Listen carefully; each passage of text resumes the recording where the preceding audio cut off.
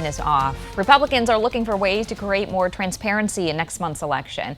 Although it's important to note there is no evidence of widespread voter fraud. Political reporter Darielle Fair has you covered on their latest strategy and why a former U.S. attorney thinks it could disenfranchise some voters.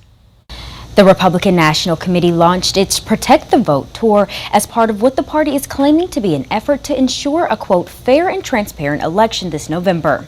The tour has prompted election integrity initiatives across key swing states that will be crucial to winning the presidency. The RNC announcing plans to recruit nearly 100,000 poll watchers, poll workers, and legal experts to monitor polling places and pursue legal action against the election processes in states like Wisconsin, Pennsylvania, and Georgia to establish voter confidence. This is truly a nationwide effort that will be seen with that enthusiasm. But of course, there are an increased emphasis on traditional battleground states to make sure that we have eyes on the process there. Strategic Communications Director for the RNC, Tommy Piggott, telling me the committee has recruited more than 230,000 volunteers. Piggott says the committee plans to monitor all parts of election procedure on Election Day. If there are problems, they can report those, and we'll have a rapid response legal team that are going to be dedicated to solving those problems in real time. The effort raising concerns that it could lead to the harassment of election clerks and voter intimidation. In a video obtained by CBS News on Monday,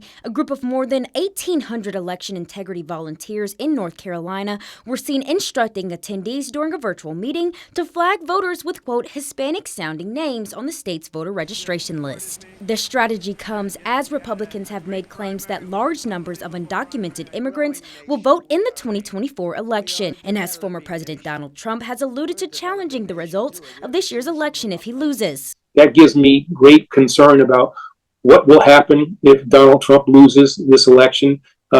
This year, and what will he have his supporters try to do?